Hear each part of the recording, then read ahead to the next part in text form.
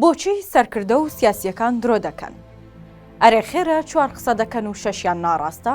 ئەگەر بینە سەر بابەتە کۆمەڵایەتیەکە درۆکردن بەلای زۆر بەمانەوە خویەکی بەد و قێزەونە کە هەر یەکە بۆ بەدەستێنانی ئامانجێک یا وەچەنگخستنی شتێک دەیکات، هەتا ڕەنگە بۆ ڕاکێشانی سەرنجی بەرامبەرەکەی یان مامەڵەیەکی کورتخایەن بیەوێت درۆ بکات.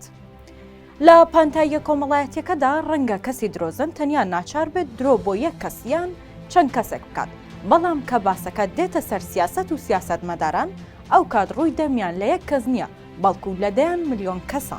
لە کورتترین پێناسەدا سیاسەت واتە هونەر و زانستی بەڕێوەبردن، بەڵام مەگەر بابەتەکە بەڕێوەبردنە یان ئیدارەدانە، ئەی بۆچی دەبێت گوێی هاوڵاتی بە هەزاران قسە و بەڵێنی درۆینا قەنگ بدرێت؟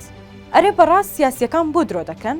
ئەمە ئەو پرسیارەیە کە پرۆفیسۆر جۆن میرشایمەر لە کتێبی بۆچی سەرکردەکان درۆ دەکەن دەیەوێت وەڵامی بداتەوە. لە دنیای ئەمڕۆدا تۆ بۆ ئەوەی سیاسیەکی باش بیت دەبێت گوتاربێژ و ڕەوانبێژێکی باش بیت. بۆ ئەوەی گوتاربێژ و قسەزانێکی باش بیت لە بەردەم خەڵکدا بێگومان دەبێت یەک دنیا و شەڕ ڕێز بکەیت بۆ ئەوەی پەیامەکەت بگەیەنیت. اینجا پەیامەکەشت هەرچیەک بێت کۆی حەقیقەت لای جەنابت نییە، کەسی بەرامبەریش مشتێک لەو ڕاستی و حەقیقەتەی لایە. بۆیە کەسی سیاسی لەو کاتەدا بۆ داپۆشینی عیب و ئارەکانی و هەڵخەڵاتاندنی ئاوەز و سایکۆلۆژی گشتی لە ناو دوو کەوانەدا ناچارە درۆ بکات. میرشایمەر پێی وایە سیاسیەکان هیچ کاتێک سڵ ناکەنەوە لە دروستکردنی ژاوەژاو بۆ دەمارگرتنی خەڵک و کۆکردنەوەی جەماوەر، ئەمەش بە ئامانجی دروستکردنی دوژمنێک کە هەندێک جار دەشێت ئەو دوژمنە هاوڵاتی وڵاتەکە بێت.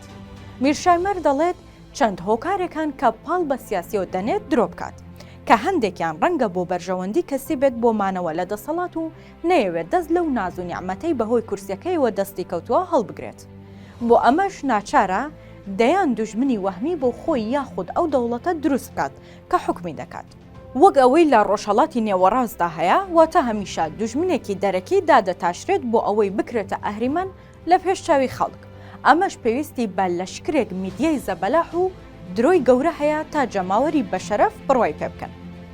میرشایمەر لە کتێبەکەیدا چەند جۆرێکی باوی درۆی سیاسی باس دەکات، لەوانە دروستکردنی مەترسی دەرەکی، داتاشینی درۆ بۆ شارنەوەی شکستی دیپلۆماسی، درۆی میدیایی بۆ چاوبەستکردن کە ئەمە بەهوترینیانە.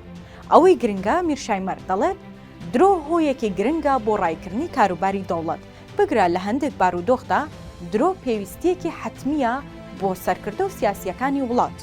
بۆ نمونە ئەو کاتەی ترامپ بۆ بانگەشەی هەڵبژاردننی سەرۆکایەتی ئەمریکا لەگەڵ هیلاری کلینتۆن لە کێبڕکێدا بوو، بانگەشەی ئەوەی دەکرد کە دیوارێکی گەورە لەسەر سنووری ئەمریکا و مەکسیک دروست دەکات بۆ ڕێگریکردن لە هاتنی پەنابەران بۆ نێوخاکی ئەمریکا. ترامپ لە بەردەم لایەنگرانیدا دەیکوت و دەیکوتەوە کە دەبێت پارەکەش مەکسیک بیدات، بەڵام دواتر چی ڕوویدا؟ ترامپ هاتە سەر حکم و تەنیا چەند کیلۆمەترێک دیوار دروستکرا، تێچووەکەشی هەر لەسەر ئەمریکا بوو، نەک ئەوەی ترامپ بانگەشەی بۆ دەکرد کە دەبێت مەکسیک بیدات.